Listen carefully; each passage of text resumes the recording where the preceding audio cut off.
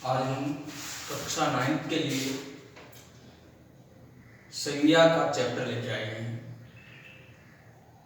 वस्तुतः संज्ञा के बारे में आप छोटी क्लासों से ही जानते हैं, फिर भी मैं आपको डेफिनेशन बता देता हूँ। किसी प्राणी, वस्तु, स्थान के नाम को संज्ञा कहते हैं। यानी संज्ञा शब्द का शाब्दिक अर्थ है नाम, यानी नाम को ही संज्ञा कहते हैं, जिसको इंग्लिश में बोलते हैं नाउन, यानी नाम को ही संज्ञा कहते हैं। व्यक्ति का हो सकता है, वस्तु, स्थान, है ना। जैसे सरस्वती, यात्री, बुढ़ापा, देवी, औजार, समूह, है ना। प्राणी का नाम महात्मा गांधी, स्थान का नाम दिल्ली, वस्तु का नाम पेंसिल, फुटबॉल, पुस्तक, भाव का नाम अच्छाई, मित्रता, बुढ़ापा, ये सारे क्या है? नाम है। तो नाम ही क्या कहलाती है? संज्ञा कहलाता है। अब लेते हैं संज्ञा के भेद। संज्ञा के भेद 3 होते हैं: व्यक्तिवाचक संज्ञा, जातिवाचक संज्ञा और तीसरा होता है भाववाचक संज्ञा।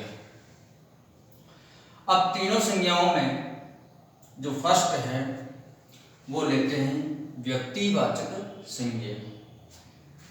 व्यक्तिवाचक संज्ञा में इसकी जो परिभाषा है वो इस प्रकार है: जिन संज्ञा शब्दों से किसी विशेष व्यक्ति, वस्तु या स्थान का ज्ञान होता है, उन संज्ञा शब्दों को व्यक्तिवाचक संज्ञा शब्द कहते हैं। अर्थात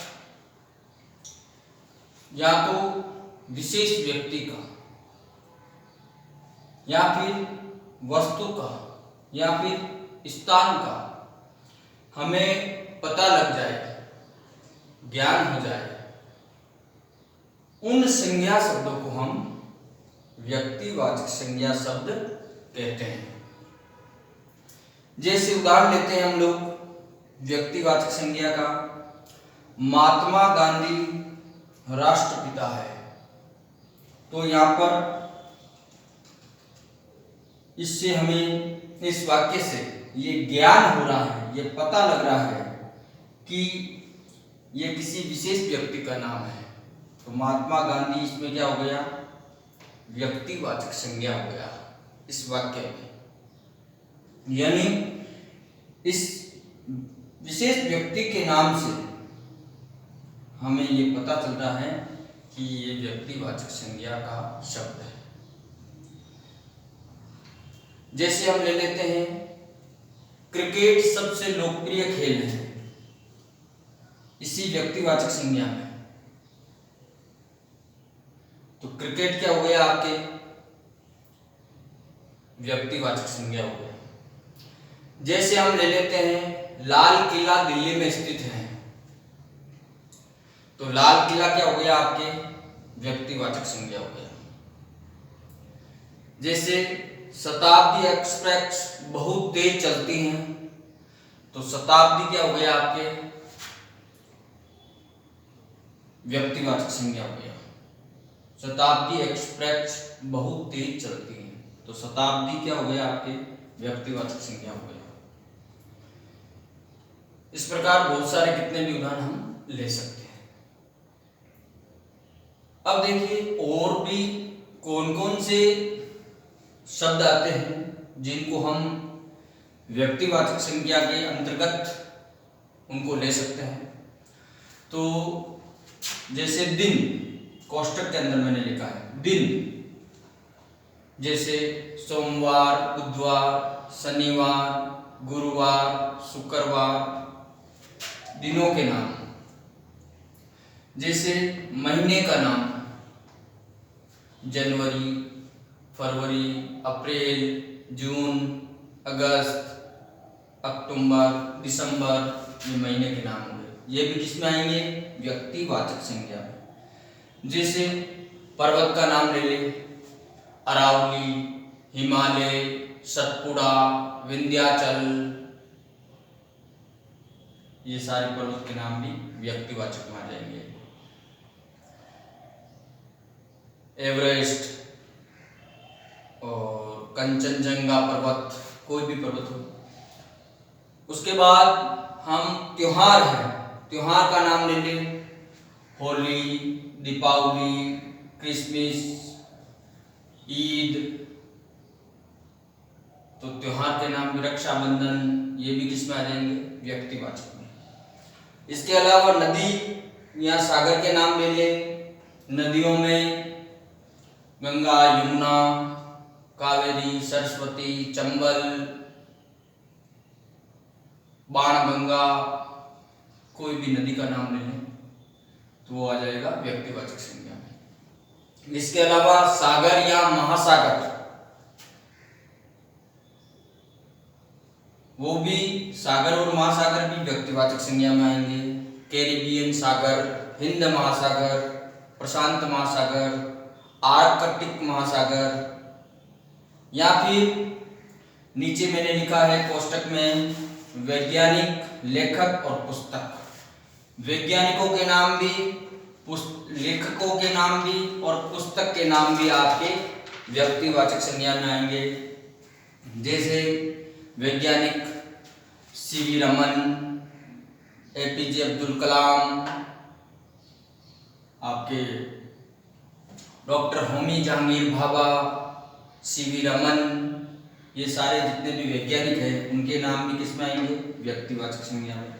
लेखक वाल्मीकि, वेदव्यास, मुंशी प्रेमचंद, शेक्सपियर, चेतन भगत, कोई भी लेखक हो वो भी किसमें आएंगे? आपके व्यक्तिवाचक संज्ञा में आएंगे। पुस्तकों के नाम भी रामायण, महाभारत, पुराण, बाइबल, ये सारे ग्रंथों के नाम भी आपके, पुस्तकों के नाम भी किसमें आएंगे? व्यक्तिवाचक संज्ञा में आएंगे। तो ये सारा आपके जो ये टॉपिक है, यहाँ संज्ञा के भेद के नीचे मैंने तीर का निशान किया है, ये व्यक्तिवाचक।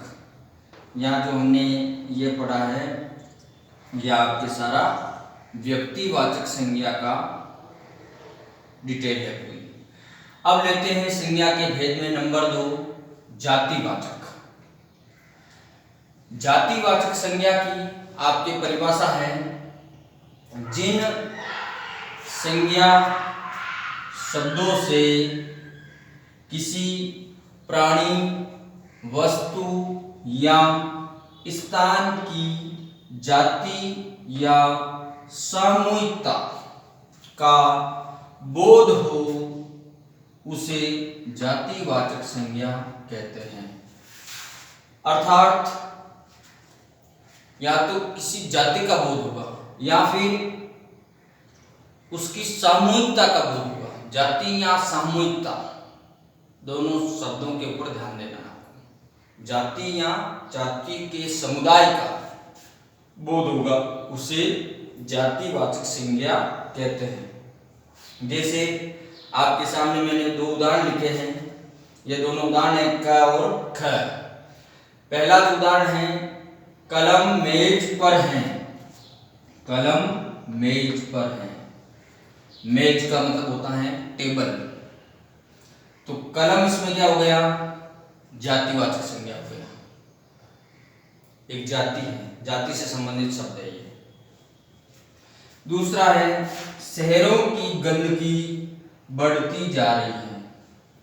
तो यहाँ शहरों जो शब्द है वो आपके जाति का प्रतीक हो गया, सामूहिकता का प्रतीक हो गया।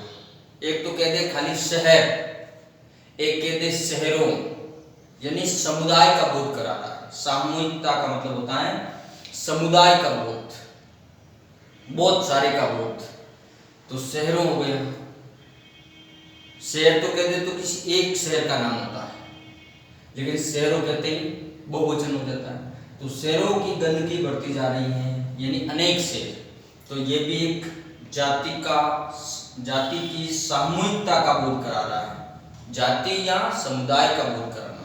तो ये जाति की सामूहिकता का बोध करा रहा है, इसलिए ये भी उदाहरण इसमें आ गया, आपके जातिवाचक संज्ञा में आ गया। जैसे अन्य उदाहरण अपन और ले लेते हैं। विद्यार्थियों ने मौन जुलूस निकाला, विद्यार्थियों ने मौन जुलूस निकाला। तो इसमें जैसे विद्यार्थियों शब्द है, वो किसका बोध करा रहे हैं? जातिवाचक संज्ञा का बोध करा रहे हैं, क्योंकि समूह का भी बोध करा रहे हैं। विद्यार्थी एक जाति है और एक समुदाय का बोध करा रहे हैं, सामूहिकता का बोध करा रहे हैं, बहुवचन है। विद्यार्थियों ने मौन जुलूस निकाला। जैसे कुछ व्यक्तिवाचक संज्ञा शब्द गुण या दोष बताने के लिए प्रयुक्त किए जाते हैं। कुछ व्यक्तिवाचक संज्ञा शब्द गुण या दोष बताने के लिए प्रयुक्त किए जाते हैं, तब वह प्राय जातिवाचक संज्ञा शब्द के रूप में प्रयुक्त होते हैं। जैसे आज के समय में महात्मा गांधी होना ठीक नहीं है, आज के समय में महात्मा गांधी होना ठीक नहीं है। ये उदाहरण भी किसमें आ जाएगा? महात्मा गांधी, इसमें जातिवाचक संज्ञा है। वापिस परिभाषा को देखिए। कुछ व्यक्तिवाचक संज्ञा शब्द जब गुण या दोष बताने के लिए प्रयुक्त किए जाते हैं, तब वे जातिवाचक संज्ञा शब्द के रूप में प्रयुक्त होते हैं। तो मैंने उदाहरण दिया था, आज के समय में महात्मा गांधी होना ठीक नहीं है, तो गुण या दोष की बात आ रही है यहाँ, तो महात्मा गांधी यहाँ जातिवाचक संज्ञा हो गया। ऐसे भी उदाहरण आते हैं, ध्यान देना है। जैसे महेश को खेलना नहीं आता, सेंटेंस देखिए आप, महेश को खेलना नहीं आता, फिर भी विराट कोहली बनना चाहता है। महेश को खेलना नहीं आता, फिर भी विराट कोहली बनना चाहता है। अब उसके गुण और दोष की बात हो रही है यहाँ। उसको खेलना नहीं आता, फिर भी वो क्या बनना चाहता है? विराट कोहली बनना चाहता है। तो यहाँ विराट कोहली क्या हो गया? जातिवाचक हो गया, या गुण और दोष की बात हो रही है। जैसे अभी और उदाहरण ले लें, सत्य एवं अहिंसा के प्रतीक, तो कौन हुए? महात्मा गांधी। जैसे कुशल एवं अत्यंत प्रसिद्ध खिलाड़ी का प्रतीक, कुशल एवं अत्यंत प्रसिद्ध खिलाड़ी का प्रतीक, तो सचिन या विराट या महेंद्र सिंह धोनी, इस प्रकार के जो नाम हो, तो वो भी सारे उदाहरण, ऐसे उदाहरण किसमें आएंगे? जातिवाचक संज्ञा में आएंगे। अब हम लेते हैं भाववाचक संज्ञा। संज्ञा के भेद में तीसरा है भाववाचक संज्ञा। सबसे पहले इसकी परिभाषा जानते हैं। वह संज्ञा शब्द जिनसे व्यक्ति, प्राणी, वस्तु या स्थान के गुण, दोष, दशा, अवस्था तथा विचार, व्यापार की जानकारी हो, वह भाववाचक संज्ञा शब्द कहलाते हैं। अर्थात यहाँ पे ये बताया जा रहा है कि या तो व्यक्ति, प्राणी, वस्तु या स्थान के गुणों के बारे में बताया जाएगा, या फिर उनमें क्या कमी है, दोष के बारे में बताया जाएगा, या फिर क्या स्थिति है, दशा, उसके बारे में बताया जाएगा, या फिर किस अवस्था में है उसके बारे में बताया जाएगा। स्थिति क्या है? अवस्था का मतलब स्थिति, तथा या फिर विचार के बारे में बताया जाएगा। विचार अथवा व्यापार के बारे में जानकारी हो, वह भाववाचक संज्ञा शब्द कहलाते हैं। जैसे इनमें भाव होते हैं, भाव या विचार। तो जैसे मैंने एक उदाहरण लिखा है आपके सामने, हमें वाणी की मधुरता पर ध्यान देना चाहिए। यहाँ पे ये जो उदाहरण लिखा हुआ है इसमें भाव क्या है, हमें वाणी की मधुरता यानी मीठा बोलना। हमारे अनेक शास्त्रों में वाणी की मधुरता का संदेश दिया गया है। जैसे हिंदी में आप कई ऐसे दोहे पढ़ चुके हो, वाणी ऐसी बोले मन का आपा खोई, औरन को शीतल करे आपुई शीतल होय। वाणी का समलन करोति, मनुष्य का वाणी ही सबसे बड़ा आभूषण है। संस्कृत और हिंदी में वाणी की मधुरता के ऊपर बहुत ज़्यादा जोर दिया गया है, महत्व बताया गया है। हमें वाणी की मधुरता अपनानी चाहिए। तो यहाँ पे उदाहरण है, हमें वाणी की मधुरता पर ध्यान देना चाहिए। तो यहाँ पे भाव है एक, मधुरता क्या है, भाव। तो ये आपके मधुरता शब्द इसमें भाववाचक संज्ञा हो गया। जैसे वस्तुतः भाववाचक संज्ञाएं 5 प्रकार से बनाई जा सकती हैं। जाति से, जातिवाचक संज्ञा शब्दों से, क्रियाओं से, विशेषण से, सर्वनाम से, अव्ययों से भाववाचक संज्ञाएं 5 प्रकार से बनाई जा सकती हैं। या तो जातिवाचक संज्ञा से, या फिर क्रियाओं से, या फिर विशेषण से, या फिर सर्वनाम से, या फिर अव्ययों से। यानी जाति आपके भाववाचक संज्ञा को 5 प्रकार से हम बना सकते हैं। जैसे हम लेते हैं जातिवाचक संज्ञा से भाववाचक संज्ञा बनाना। तो जातिवाचक शब्द हैं आपके मित्र, जातिवाचक संज्ञा का शब्द है मित्र। तो इसमें क्या बन जाएगा आपके, इसका भाववाचक जातिवाचक संज्ञा शब्द को, ये जो जातिवाचक शब्द है मित्र, ये जातिवाचक शब्द है। इस जातिवाचक शब्द मित्र को जब भाववाचक संज्ञा शब्द बना देंगे तो ये बन जाएगा मित्रता। मित्र का बन जाएगा जातिवाचक शब्द का भाववाचक संज्ञा शब्द बन जाएगा मित्रता। स्त्री का स्त्रीत्व बन जाएगा, स्त्री शब्द का बन जाएगा आपके स्त्रीत्व, स्त्रीत्व। बच्चा का बचपन बन जाएगा, बाल का बालपन बन जाएगा, समान का समता बन जाएगा, ईश्वर का ईश्वरत्व बन जाएगा, भ्राता का भ्रातृत्व बन जाएगा, युवा का यौवन बन जाएगा, शिशु का शैशव बन जाएगा, वीर का वीरता बन जाएगा, मूर्ख का मूर्खता बन जाएगा, पशु का पशुत्व बन जाएगा या फिर पशुत्व भी बनता है, माता का मातृत्व बन जाएगा, नेता का नेतृत्व बन जाएगा, देव का देवत्व बन जाएगा, बूढ़ा का बूढ़ापा बन जाएगा। बूढ़ा जो शब्द लिखते हैं जातिवाचक संज्ञा में तो मात्रा छोटी आती है, बूढ़ा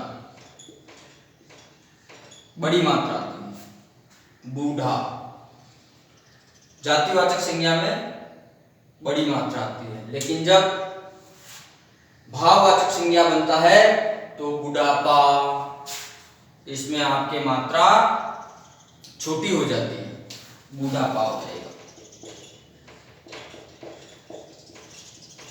जब जातिवाचक संज्ञा हो तो मात्रा बूढ़ा में बड़ी, और जब इसी का हम भाववाचक संज्ञा बना देते हैं तो बुढ़ापा में बू में मात्रा छोटी हो जाती है।